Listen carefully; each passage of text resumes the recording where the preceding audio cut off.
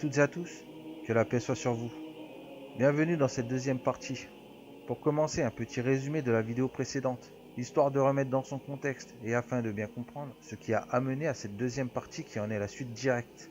Donc, dans la première partie, nous avons pu constater comment Fidelis Verax a manœuvré perfidement pour faire croire que l'argument musulman contre la Trinité se base sur une connaissance juive de l'Éternel, que cette connaissance qui est d'ordre intellectuel ne serait finalement selon lui que sur la base d'une incompréhension musulmane de Deutéronome 13.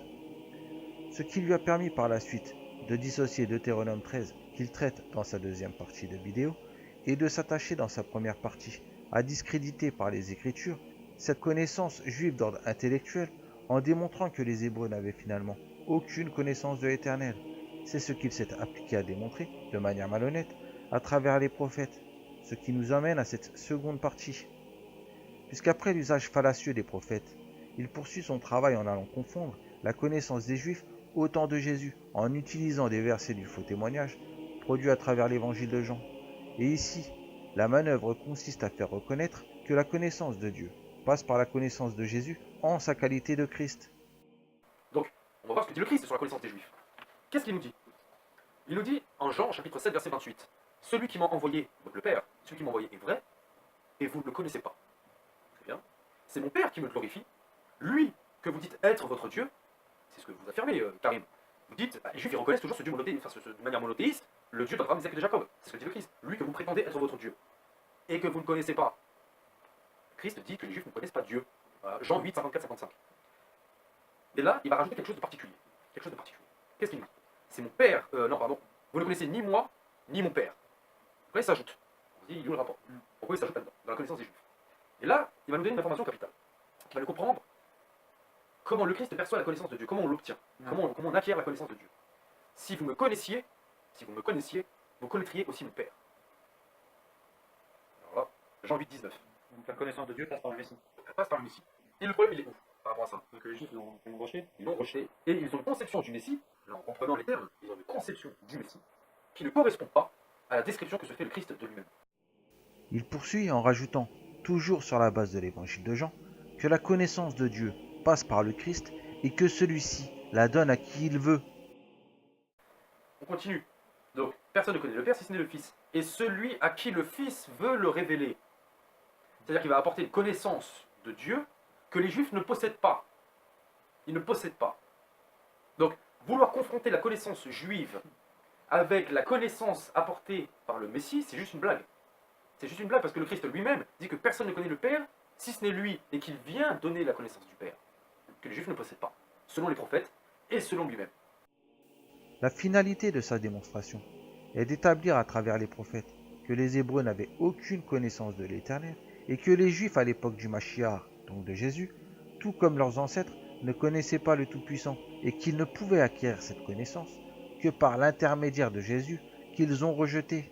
Ainsi, si Jésus, comme en Matthieu chapitre 28 verset 19, fait référence à la Trinité, qui est un concept venu uniquement des chrétiens, et puisque les Juifs, selon sa thèse, n'ont jamais connu l'Éternel, alors ils pensent légitimer la Trinité. Sauf que son utilisation du Nouveau Testament, comme avec les prophètes, pose problème. D'abord, il y a une différence entre les prophètes reconnus qui adressent au peuple un reproche, une condamnation de l'Éternel, et un individu tel que Jésus est présenté dans l'évangile de Jean, qui n'est pas reconnu par les Juifs comme prophète et qui ne transmet pas la parole de l'Éternel ou ne délivre aucun enseignement, mais qui ne fait que réagir à des altercations successives. Ces paroles ne sont conditionnées que par ces événements, et ces paroles ne sont pas le fruit d'une révélation ou d'un enseignement, mais uniquement de la justification.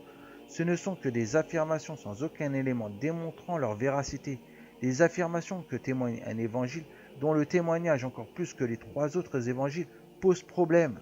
D'autre part, dans la manière où Fidelis Verax présente son argumentation à partir de l'évangile de Jean, il fait croire que Jésus s'adresse à l'ensemble des Juifs, ce qui n'est absolument pas le cas pour deux des références qu'il instrumentalise. Même si c'est l'objectif indirect et insidieux d'incriminer et d'accabler les Juifs en général par les auteurs de cet évangile, un évangile que je qualifie de ridicule et qui véhicule de manière plus évidente que les autres une forme de racisme anti-juif, enfin bref, dans le premier verset qu'il cite, Jean chapitre 7 verset 28. Donc, on va voir ce que dit le Christ sur la connaissance des Juifs. Qu'est-ce qu'il nous dit? Il nous dit en Jean chapitre 7 verset 28, celui qui m'a envoyé, donc le Père, celui qui m'a envoyé est vrai, et vous ne le connaissez pas. Très bien. Dans ce passage, les paroles de Jésus ne sont en réalité adressées en guise de réponse qu'à un groupe de juifs bien spécifique, et je cite le passage en le remettant dans son contexte. Jean chapitre 7, versets 25 à 29. Verset 25, quelques habitants de Jérusalem disaient, n'est-ce pas là celui qu'il cherche à faire mourir? Et je répète le début du verset, quelques habitants de Jérusalem disaient. Autre traduction, Bible de Jérusalem, certains des gens de Jérusalem disaient. Fin de citation. Donc, il est clairement fait référence à un groupe d'individus bien spécifique, et c'est à ces personnes que Jésus adresse sa réponse. Je reprends verset 25 en citant la suite. Verset 25, quelques habitants de Jérusalem disaient, n'est-ce pas là celui qu'il cherche à faire mourir? Et voici, il parle librement et ils ne lui disent rien. Est-ce que vraiment les chefs auraient reconnu qu'il est le Christ? Cependant, celui-ci, nous savons d'où il est, mais le Christ, quand il viendra, personne ne saura d'où il est. Et Jésus, enseignant dans le temple, s'écria, vous me connaissez et vous savez d'où je suis. Je ne suis pas venu de moi-même, mais celui qui m'a envoyé est vrai, et vous ne le connaissez pas. Moi je le connais, car je viens de lui, et c'est lui qui m'a envoyé. Fin de citation. Selon les auteurs de cet évangile, Jésus qui était en train d'enseigner dans le temple, entend les propos de ces personnes qui le font réagir. Donc, premièrement, à l'inverse de ce que Fidelis Verax cherche à faire croire, Jésus, à travers ses paroles, ne les adresse pas à l'ensemble des Juifs, mais uniquement à ces personnes, puisque ces paroles ne sont qu'une réponse à leur interrogation. Même si ces propos sont tenus publiquement, il ne peut pas citer ce verset et faire croire que les propos de Jésus sont adressés à l'ensemble des Juifs. Secondement, ici, comme on le verra avec les autres références, la parole de Jésus n'a pas la même valeur que celle des prophètes, puisque ces propos ne sont qu'une réponse à des individus bien spécifiques qui n'a pas la valeur d'une révélation, pas même d'un enseignement à transmettre à l'ensemble des Juifs. Ces propos, comme nous le présente le témoignage absurde de cet évangile, ne sont que des justifications, des affirmations de Jésus, alors que les prophètes, qui sont reconnus en tant que tels par le peuple, accomplissent une mission prophétique en transmettant une révélation adressée à l'ensemble de la communauté, telle que celle qu'a utilisée Fidelis Verax. Exemple avec Jérémie chapitre 2 verset 8, qui n'est que la parole de l'Éternel transmise par le prophète, comme il est spécifié en Jérémie chapitre 2 verset 4, et je cite, écoutez la parole de Yahvé, maison de Jacob, et toutes les familles de la maison d'Israël. Fin de citation. Il y a une différence entre les paroles de l'Éternel, acquises par le biais, par exemple, de la révélation, et transmises par un homme en sa qualité de prophète reconnu, d'un individu dont on ne reconnaît pas sa qualité de prophète, tel que Jésus, et dont ces paroles ne sont que des justifications, des affirmations, auxquelles aucun élément ne démontre la véracité. Toutes les références tirées des prophètes par Fidelis Verax ne sont que des révélations, des oracles, des paroles de l'Éternel, alors que toutes les références tirées de l'évangile de Jean ne sont le fruit que d'événements dans lesquels Jésus ne fait que de se justifier, des justifications qui ne sont que des affirmations auxquelles Jésus ne peut démontrer la véracité, il n'a que sa parole. D'autre part, dans la suite de son instrumentalisation par ces références scripturaires tirées de l'évangile de Jean, Fidelis Verax se livre à un petit exercice d'enfumage, puisqu'il cite Jean chapitre 8, versets 54 à 55, qui est une réponse de Jésus, selon les auteurs de cet évangile, adressée à la foule de Juifs présente à ce moment-là, et avec lesquels Jésus a une altercation. Je cite, verset 52, les Juifs lui dirent, maintenant nous savons que tu as un démon, Abraham est mort, les prophètes aussi, et tu dis, si quelqu'un garde ma parole, il ne goûtera jamais de la mort. Es-tu donc plus grand qu'Abraham notre père qui est mort? Les prophètes aussi sont morts, qui prétends-tu être? Jésus répondit, si je me glorifie moi-même, ma gloire n'est rien, c'est mon Père qui me glorifie, lui dont vous dites être notre Dieu, et vous ne le connaissez pas, mais moi je le connais. Et si je disais je ne le connais pas, je serais semblable à vous, un menteur, mais je le connais, et je garde sa parole. Fin de citation, Jean chapitre 8, versets 52 à 55.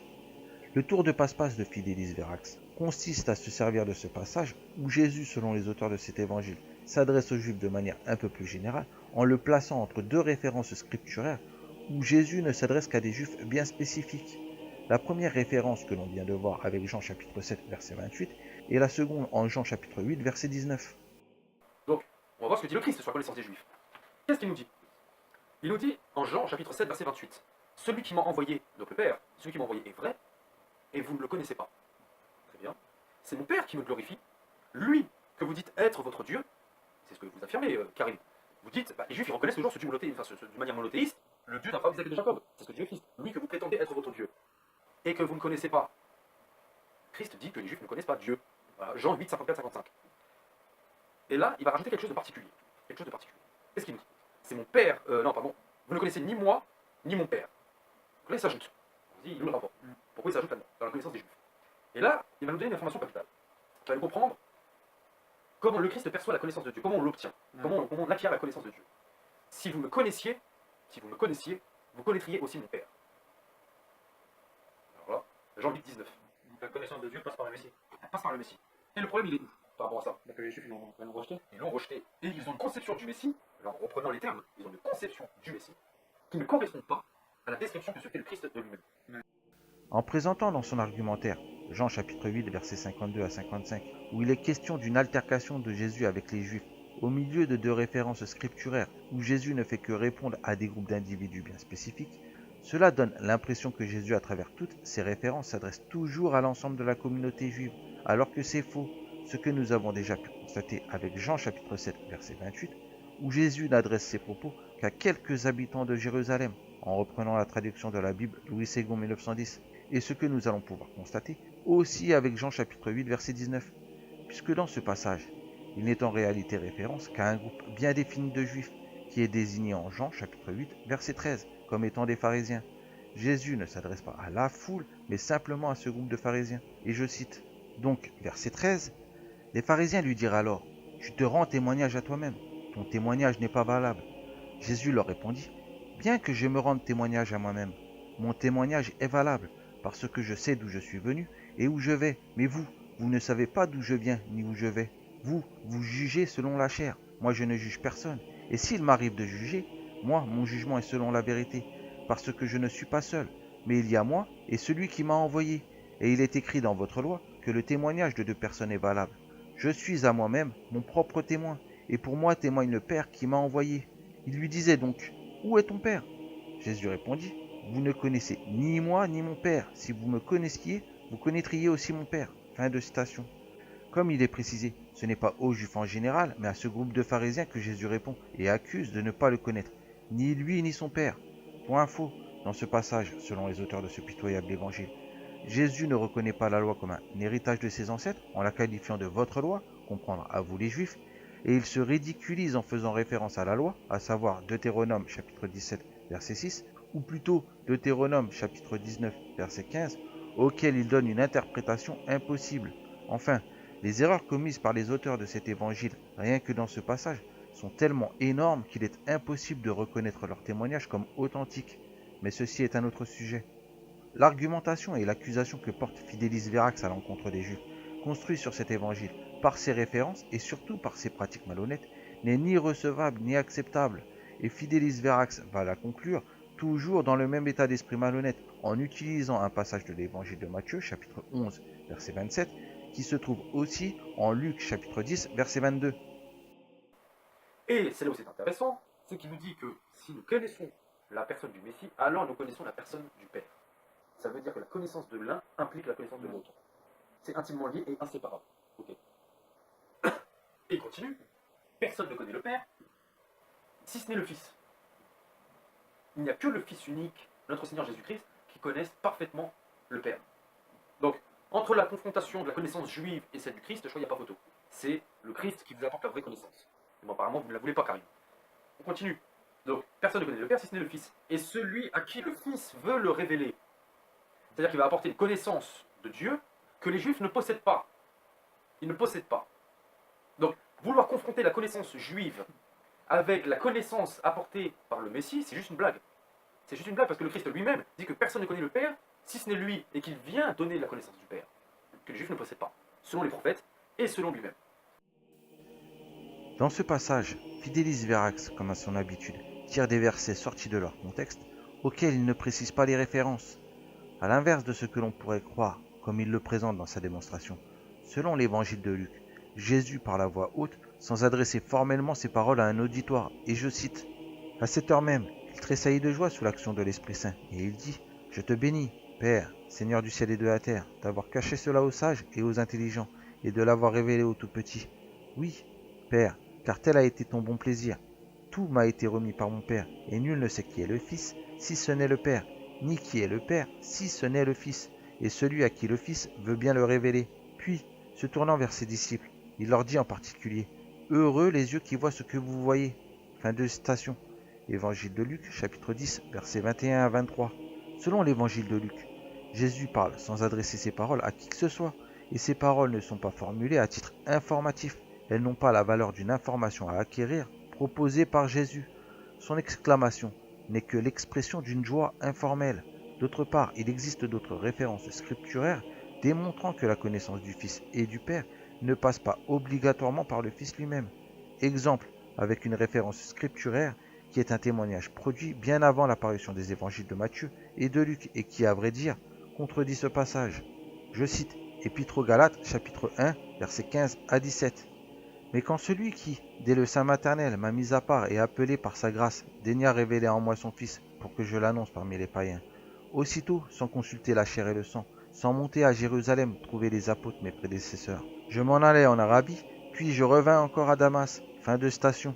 Paul de Tarse affirme avoir obtenu la connaissance du Fils par le Père, et cette connaissance ne renvoie pas à une connaissance apportée par le Fils de l'Éternel lui-même, à travers le concept trinitaire, puisque c'est le Père qui lui a révélé. De plus, Paul de Tarse a toujours désigné Jésus comme le Fils d'un Dieu et jamais comme étant ce même Dieu sous la forme du Fils, et il a toujours dissocié comme deux entités séparées Jésus le Fils d'un Dieu de ce même Dieu le Père, et pour preuve, je cite, « Lui, donc Jésus, de condition divine, ne retint pas jalousement le rang qui l'égalait à Dieu, mais il s'anéantit lui-même, prenant condition d'esclave et devenant semblable aux hommes, s'étant comporté comme un homme. Il s'humilia plus encore, obéissant jusqu'à la mort, et à la mort sur une croix. » Fin de citation. Épître aux Philippiens, chapitre 2, versets 6 à 8.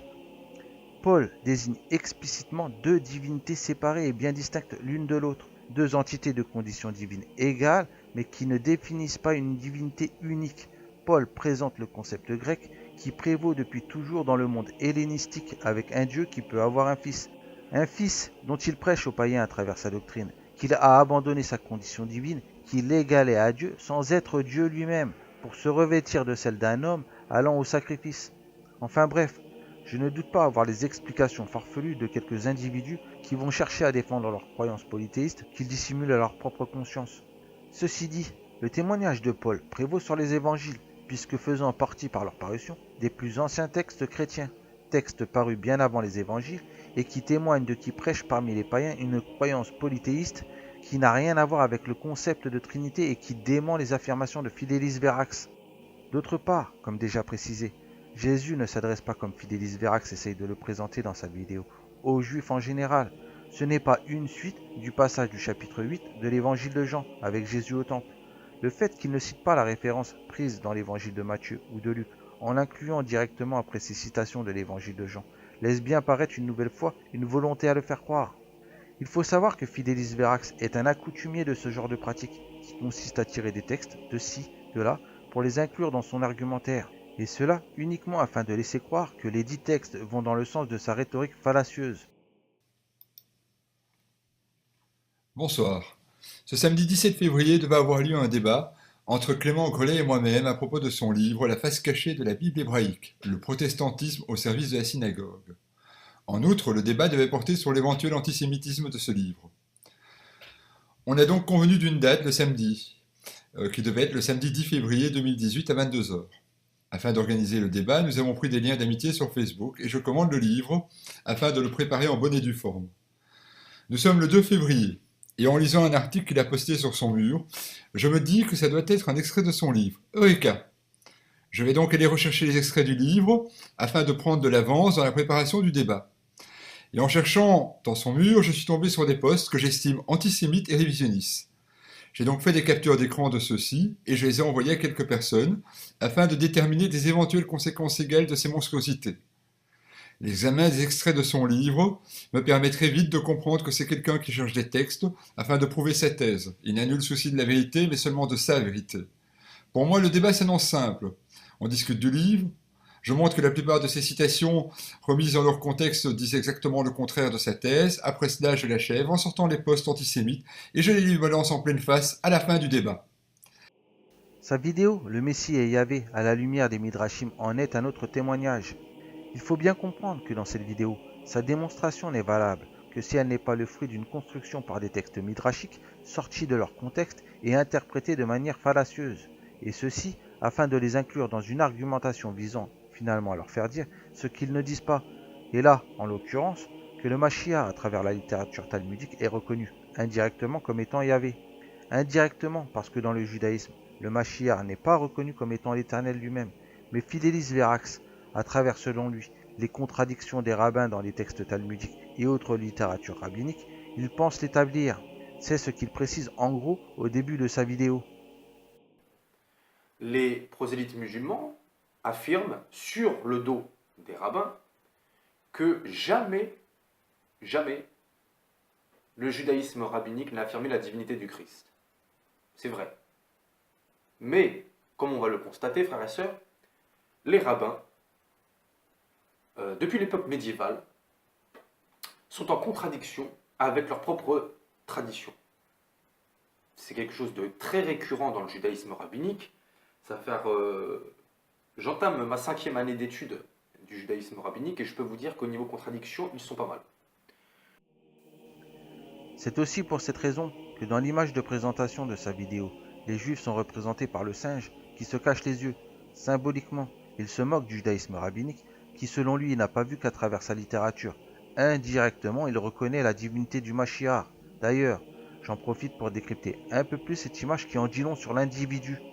Le singe qui représente les musulmans qui se cachent la bouche signifie « vous auriez mieux fait de vous abstenir ou de vous taire » plutôt que d'utiliser les rabbins contre le christianisme, sans savoir que ces mêmes rabbins se contredisent.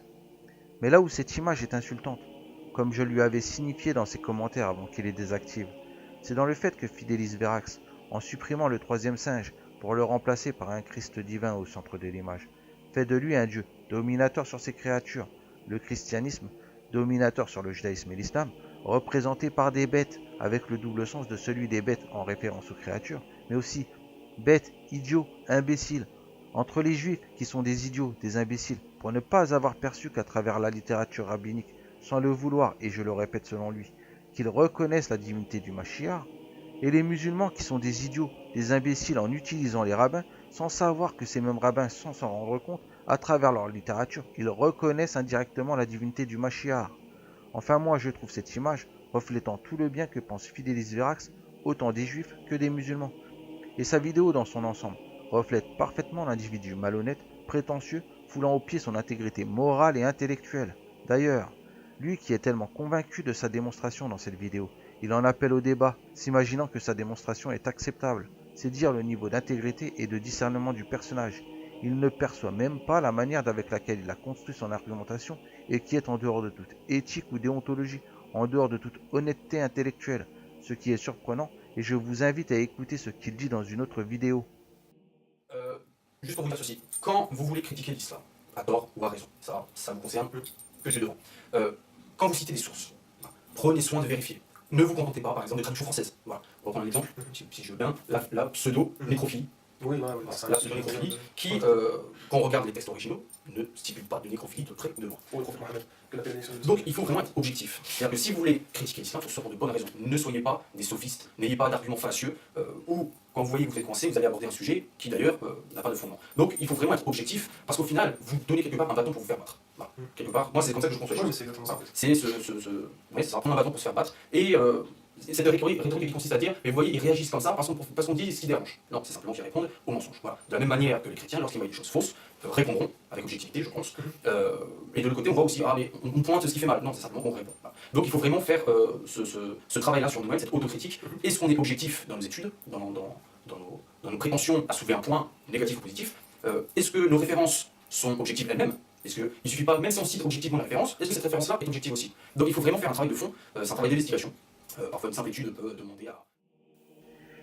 Puisqu'il reconnaît que les rabbins ne reconnaissent pas la divinité du Mashiach, selon les critères qu'il cite à juste titre dans cet extrait, objectivement, il est donc malhonnête de sa part d'utiliser la littérature rabbinique afin d'établir indirectement cela. Ceci dit, ce n'est pas grave, et pénétrons cette autre thèse foireuse qu'il pense établir. Donc, à partir de Jérémie chapitre 23 verset 6, un argument catholique, comme il le précise dans sa vidéo, qui stipule que le Mashiach sera appelé Yahvé notre justice, Fidelis Verax va utiliser 6 sources rabbiniques pour établir que les rabbins reconnaissent que le Mashiach s'appellera du nom du tétragramme et que de facto, ils reconnaissent selon leurs propres sources indirectement la divinité de celui-ci. Sauf que Fidelis Verax ne construit son argumentation que sur une demi-vérité. Il est vrai que les rabbins reconnaissent que le Mashiach s'appellera du nom du tétragramme, mais accompagné de notre justice, comme le démontre par exemple la première source qu'il utilise. Et donc, saint Thomas commente, puisque le Messie est appelé Yahvé, donc il est le vrai Dieu. Alors, on va voir, frères et sœurs, si les rabbins sont d'accord. Si les rabbins disent que le Messie s'appelle Yahvé. On va voir ça ensemble, frères et sœurs. Donc, c'est parti. Donc, on va commencer par le Midrash sur les psaumes. Midrash sur les psaumes. Au chapitre 21 du psaume, on nous dit, je mettrai les pages en imprimé écran pour que les gens constatent par eux-mêmes.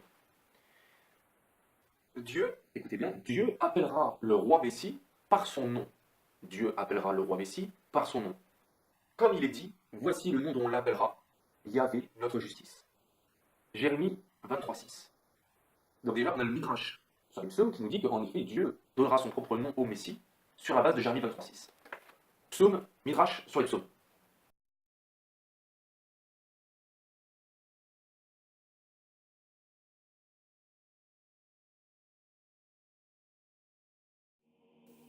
Dans les sources qu'il utilise, la majorité, si ce n'est toutes, ont au minimum une notification signifiant sur quelle référence se basent les rabbins pour affirmer que le Mashiach s'appellera du nom du tétragramme, à savoir Jérémie chapitre 23 verset 6. Par cette référence, les rabbins excluent le fait que le Mashiach s'appellera uniquement du tétragramme sans association à l'idée de justice, comme le stipule Jérémie chapitre 23 verset 6. Ils n'ont pas besoin de le préciser, puisque ça va de fait avec la référence, et l'affirmation rabbinique dans laquelle ils affirment que le Mashiach portera le nom du tétragramme ne se base que sur cette unique référence. Fidelis Verax ne tient en compte que de l'affirmation rabbinique en faisant fi du reste, comme si que la référence à partir de laquelle les rabbins se basent pour établir leur affirmation n'apportait pas une autre information relative à la désignation par ce nom du Mashiach. Il occulte volontairement qu'il sera appelé du nom du tétragramme associé à la notion de justice. C'est sur cette base biaisée qu'il construit sa thèse, auquel il rajoute à cet édifice impossible l'instrumentalisation d'autres sources rabbiniques faisant référence au tétragramme, comme Maïmonide dit le Rambam avec son livre Le Guide des Égarés. Par cette nouvelle source, il va établir que le tétragramme est le nom qui désigne l'essence même de l'Éternel et rien d'autre. On vient de voir, frères et sœurs, que d'après la littérature juive, hein, les juifs sur lesquels les prosélytes musulmans aujourd'hui s'appuient, affirment, reconnaissent, confessent, que le Messie sera appelé Yahvé. Donc on prend dans le contexte et qu'on transpose ça dans la terminologie islamique, c'est comme si les rabbins vous disaient le Messie s'appellera Allah. Donc ça veut dire techniquement parlant que le jour où le Messie viendra, les rabbins vous disent appelez-le Yahvé, appelez-le Allah. Bon, alors on va voir c'est quoi les conséquences théologiques. Donc comme je viens de le dire, on va s'appuyer sur Maïmonide.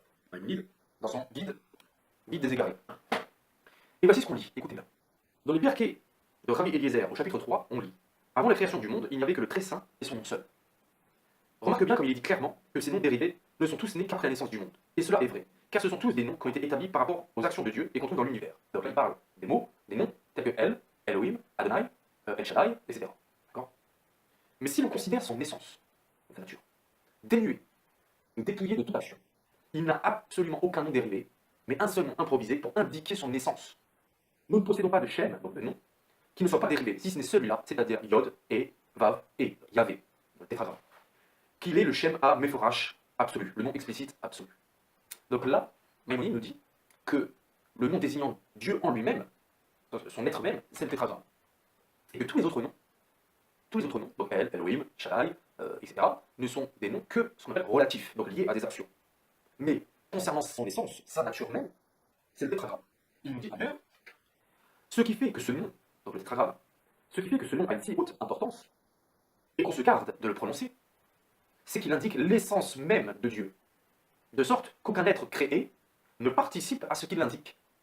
Comme l'ont dit les docteurs au sujet de ce nom, mon nom qui m'est particulier.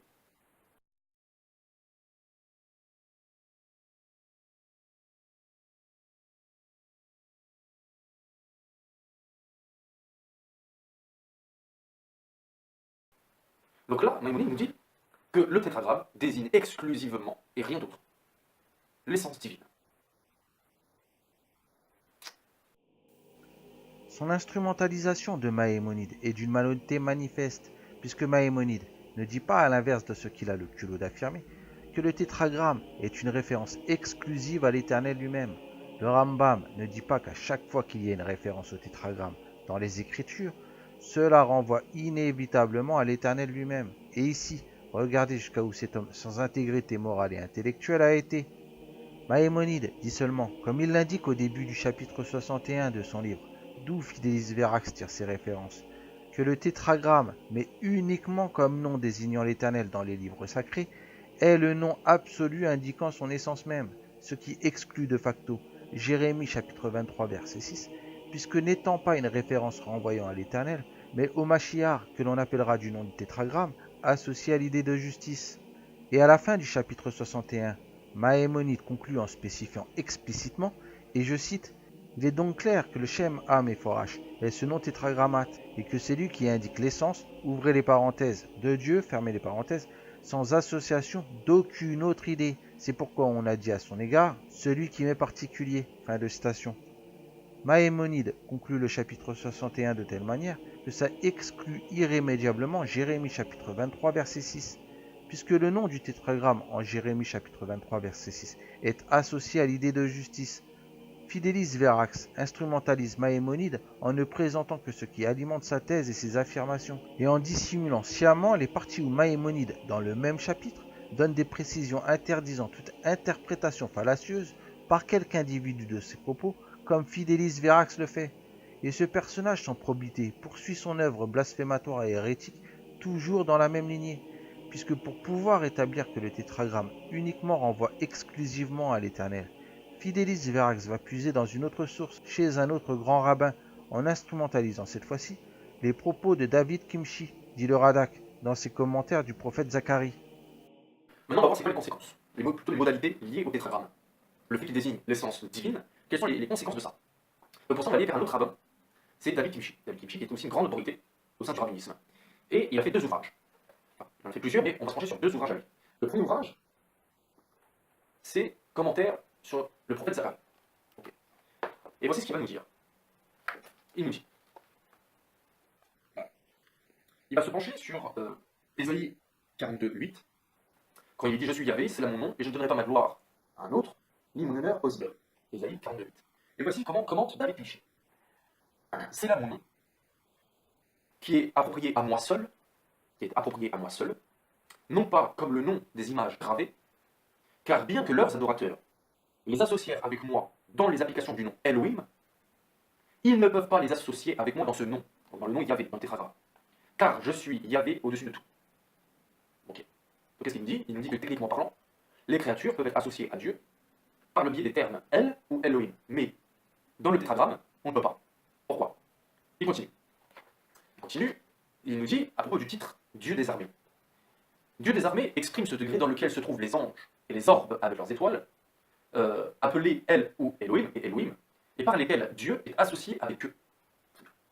Mais dans ce nom, donc le nom Yahvé, dans ce nom, il est associé à nul autre que lui-même. Il est associé à nul autre que lui-même.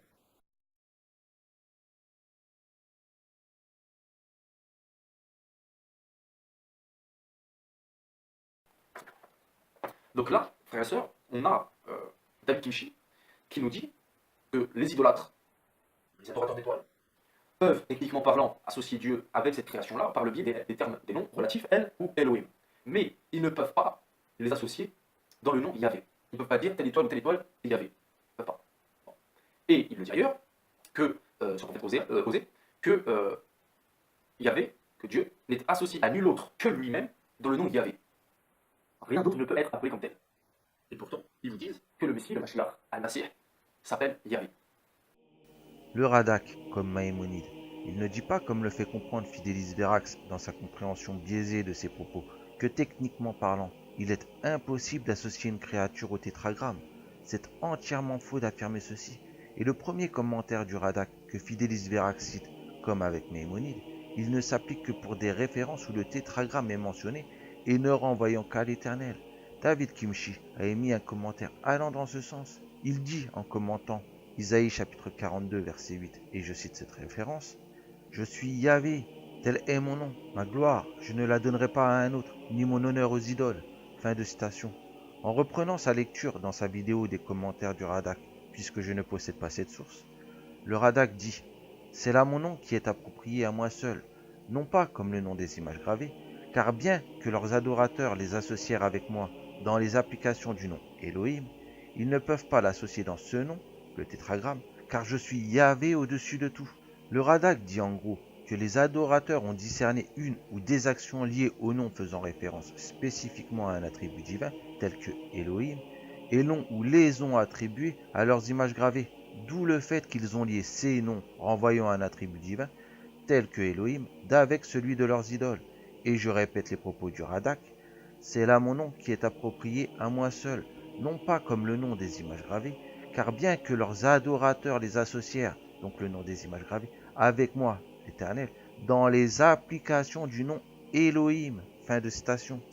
A l'inverse, lorsque l'Éternel agit en sa qualité de Yahvé, sans se révéler à proprement parler aux adorateurs, ceux-ci ne peuvent pas associer ce nom avec le nom de leurs idoles, puisqu'aucune action liée à ce nom, donc Yahvé, n'est connue par ces adorateurs qui répond ou correspond aux actions de l'Éternel, lorsqu'il agit spécifiquement par d'autres de ces noms, et dont ils ont déjà lié au nom de leurs idoles. En gros, ils sont dans l'incompréhension face à des événements qui dépassent leur entendement et dont ils n'arrivent pas ou qu'il leur est impossible d'attribuer à l'une ou plusieurs de leurs idoles.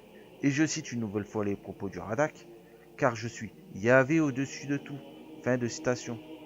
Voilà ce que dit substantiellement le Radak en s'appuyant sur Isaïe chapitre 42 verset 8, qui, je le rappelle, est une référence ne renvoyant exclusivement qu'à une mention du tétragramme ne désignant que l'Éternel. Fidelis Verax réduit le commentaire du Radak au simple fait d'une impossibilité d'associer au tétragramme une créature, là où le Radak exprime l'idée d'une impossibilité par ces créatures, et ici les idolâtres, de lier le tétragramme au nom de leurs idoles en interprétant et en attribuant à leurs idoles un ou des événements à travers lesquels ou lesquels agit l'Éternel en sa qualité de Yahvé. C'est ce que le Radak explique à travers son exemple avec le nom Elohim, et je répète les propos du Radak, car bien que leurs adorateurs les associèrent, donc le nom des images gravées, avec moi l'Éternel, dans les applications du nom Elohim, fin de citation. Ici, en appliquant cet exemple avec le tétragramme, ça se comprend en gros ainsi, et je cite, « Les adorateurs ne peuvent associer le nom des images gravées, avec moi l'Éternel, dans les applications du nom Yahvé, fin de citation. » Fidelis Verax pervertit honteusement le commentaire du Radak afin de faire croire qu'à chaque fois où il est écrit le tétragramme, comme en Jérémie chapitre 23 verset 6, cela renvoie inextricablement à l'Éternel lui-même, ce qui est complètement faux. D'ailleurs, si c'était vraiment ce qu'affirme le Radak, alors celui-ci qui a aussi commenté le passage se trouvant en Jérémie chapitre 23 verset 6, où il est écrit que le Mashiach sera appelé par le nom du tétragramme, et je le répète, suivi de notre justice, il aurait dû reconnaître que le Mashiach est l'Éternel lui-même.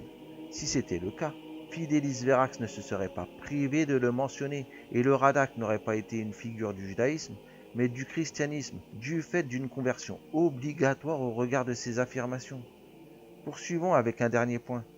Donc, après avoir selon lui démontré que toute référence au tétragramme renvoie inextricablement à l'Éternel, il va rajouter en sortant de son contexte un passage spécifique du Talmud de Babylone en le faisant passer, dans la manière où il le présente, comme une injonction, un commandement, un avertissement se trouvant dans le traité Souka 45b. On a aussi le Talmud de Babylone qui nous dit à deux reprises, traité Souka 45b par exemple, qui nous dit explicitement quiconque, écoutez bien, quiconque associe le nom de Dieu à quelque chose d'autre, quiconque associe le nom de Dieu à quelque chose d'autre est retranché de ce monde. Et pourtant, les rabbins vous disent que le Mashiach, le Messie, s'appelle Yahvé. Donc, chers prosélytes musulmans, qui que vous soyez, qui que vous soyez, je vous invite à débattre sur ces textes-là, que j'ai cités. Donc, il y a 6 sources qui vous disent que le Messie s'appelle Yahvé. On a Maïmonide qui nous dit que le tétragramme désigne que l'essence de Dieu, rien d'autre. Et David Kimchi qui vous dit que Yahvé n'est associé à personne d'autre dans ce nom qu'à lui-même. Et pourtant, on vous dit que le Messie s'appelle Yahvé. Ce qui, d'un point de vue talmudique, est un non-sens, puisque, comme le dit le traité Souka, et le traité Sanhédrin 68a, que je dis pas de bêtises, traité 68a, Sanhédrin 68a, on ne peut pas associer quoi que ce soit au nom divin. Sans quoi, on serait condamné. Et pourtant, ils vous disent, sur la base de Jérémie 23.6, qui est un argument catholique pour prouver la divinité du Christ, sur la base de Jérémie 23.6, ils vous disent que le Mashiach, le Messie, en effet, s'appelle Yahvé. Sauf que le traité Souka 45b est un traité faisant référence à la fête de Sukkot, plus connue sous le nom de fête des cabanes, ainsi que de la Souka elle-même. Il traite aussi des 4 espèces végétales sans défaut, branches de palmier, citron, myrte, saule, que les juifs doivent se procurer pour cette fête. Dans ce traité où se situe le passage cité par Fidelis Verax, c'est une discussion relative au culte, et plus précisément à ce que disent les participants à la fin de cette fête. La Mishnah répond qu'ils loueront l'autel et glorifieront Dieu, et la Guémara précise que les participants font une distinction entre la louange faite à l'autel et la louange faite à Dieu.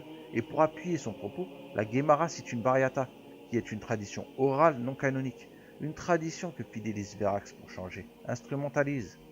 Cette bariata dit « Quiconque associe le nom du Très-Haut, donc de Dieu, à une autre entité est déraciné du monde. » Fin de citation. Et cette bariata s'appuie sur Exode chapitre 22, verset 19, et je cite « Celui qui sacrifie au Dieu, sauf au Seigneur, sera entièrement détruit. » Fin de citation. En conclusion, la bariata n'est dans le traité Souka 45b qu'un argument venant appuyer une discussion relative seulement au culte et en l'occurrence associer dans une louange à l'Éternel l'autel qui serait équivalent à associer d'autres dieux. Ce n'est donc pas une injonction, une prescription, une recommandation, un avertissement en rapport spécifiquement au nom du tétragramme, comme Fidelis Verax essaye de le faire croire. Et le traité Sanhédrin 63a qu'il cite est exactement dans la même perspective que le traité Souka 45b. Il ne peut pas plus le revendiquer pour appuyer son torchon qu'il présente au début de sa vidéo, presque comme académique pour faire valoir sa démonstration. Dans son ensemble, sa démonstration pour établir que le Mashiach est l'Éternel n'est qu'une construction de textes sortis de leur contexte, auquel pour certains il pervertit le sens donné par ses auteurs, et pour d'autres il en donne une interprétation totalement erronée. Sa démonstration n'a aucune valeur et pour accepter sa thèse, il faut être d'une mauvaise foi manifeste, d'une malhonnêteté au moins égale à la sienne. Il est même remarquable de constater à travers les sources qu'il instrumentalise qu'il n'y a pas de contradiction à proprement parler des rabbins sur ce sujet.